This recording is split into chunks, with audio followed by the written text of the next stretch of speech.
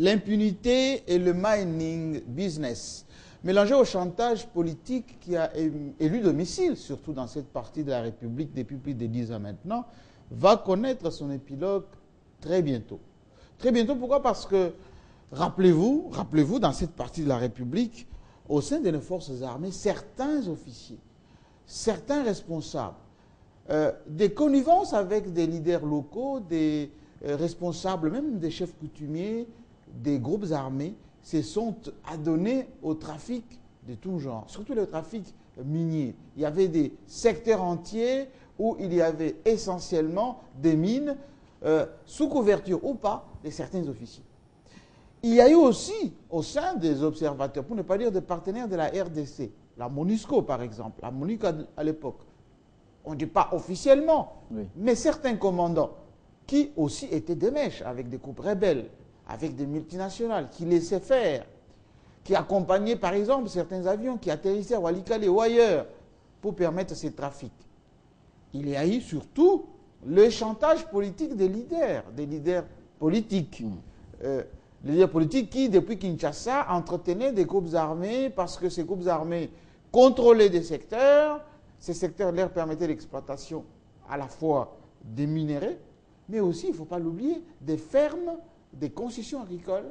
Tout ceci pour avoir de moyens financiers et perdurer ces chantages. À partir de Kinshasa ici, on voyait les autorités pour leur dire « Écoutez, moi je gère le coin là-bas, si vous me donnez des moyens, je vais les faire sortir du bois ou je vais leur dire d'arrêter. » En plus de cela, il y avait ces trafics interfrontaliers entre notre pays et le Rwanda.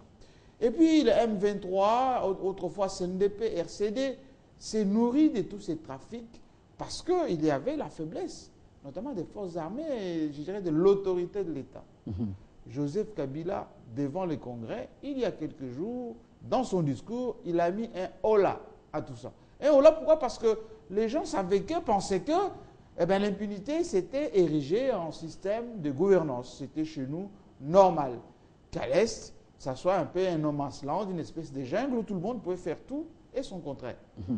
Et maintenant, si vous suivez le numéro 2 d'IM23 maintenant, qui s'est dit « Non, moi je suis Congolais, je vais revenir dans mon pays pour subir la justice de mon pays. Oui. » Si vous suivez le numéro 2 de la MONUSCO, qui ce matin sur RFI disait « Oui, nous allons aider la République démocratique du Congo à traquer tous les responsables rebelles qui sont auteurs des crimes de guerre, des crimes contre l'humanité, et qui sont déjà même recherchés par la justice nationale et internationale. » C'est pour dire que le jour et les mois sont comptés pour les chefs rebelles à l'Est.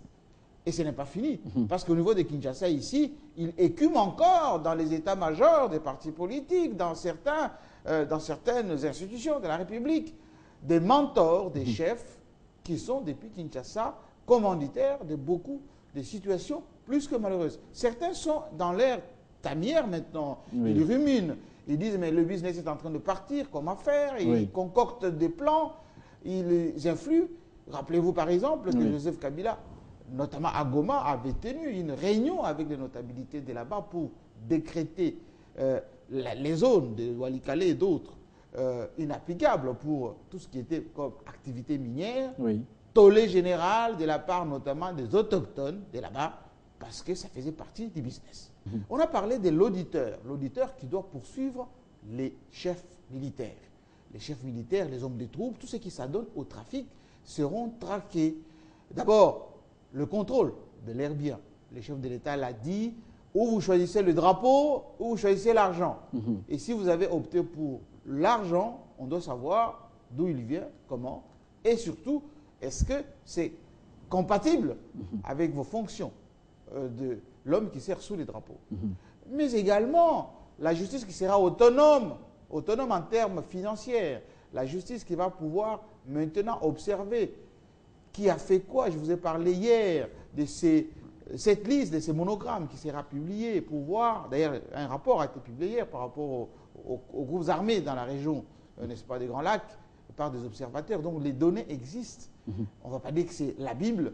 Il y aura du tri, il y aura de l'analyse, il y aura de l'expertise pour savoir qui a fait quoi et comment, de sorte que la cohésion nationale ne soit pas synonyme des jungles et des déliquescences de l'État, pour que l'amnistie ne soit pas confondue à ce qu'on appelle aujourd'hui l'impunité.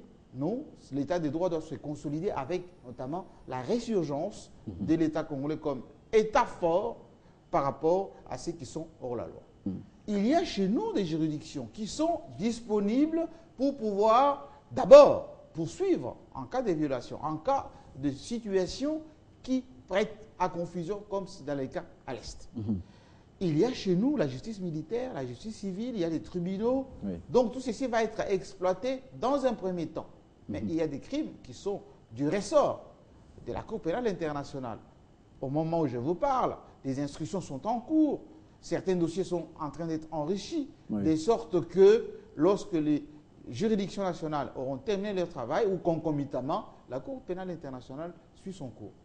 Parce que je vous ai parlé tout à l'heure des mentors. Les mentors de M23, c'est les Rwandais, c'est l'Ouganda. À chaque fois, lorsque c'est hors la loi fuit la RDC, où est-ce qu'ils vont? Au Rwanda. Rappelez-vous Nkunda. Rappelez-vous, est-ce qu'on a arrêté Tangada? Au moment où je vous parle, Makenga avait fui vers le Rwanda, mais il a fait fi depuis hier pour revenir sur ses trousses et repartir vers l'Ouganda parce que là-bas, peut-être, il va pouvoir aller à la table des négociations pour pouvoir bénéficier peut-être de l'amnistie, ce qui n'est pas probable. Donc, il ne faut pas compter sur le Rwanda, l'Ouganda pour l'extradition. Ils ne le feront pas parce que c'est eux les maîtres d'œuvre de ce qui s'est passé chez nous. Il faut compter d'abord sur la justice congolaise. Ensuite, la collaboration de la communauté internationale qui aujourd'hui a suffisamment de données. Rappelez-vous que c'est au niveau du Conseil de sécurité, au niveau de la MONUSCO, que toutes les études, tous les rapports ont été publiés avec des noms pour épingler qui fait quoi et dans quelle situation. Donc, il y aura tout simplement à informer que M.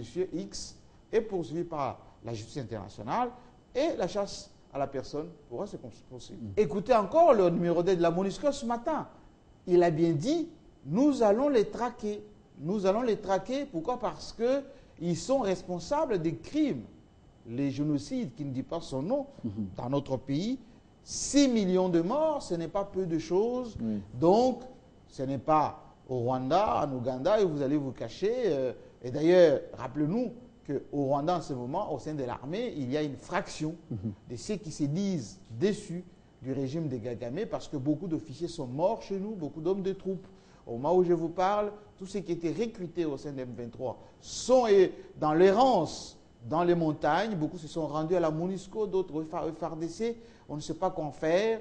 Donc, quand il y aura le recensement et le tri, les Rwandais vont rentrer chez eux, les Ougandais chez eux, les Congolais seront au sein des forces armées pour ceux qui veulent faire le métier avec les reconditionnements. D'autres vont rentrer à la vie civile, mais ceux qui ont commis des fautes, des erreurs, des crimes seront traqués et arrêtés.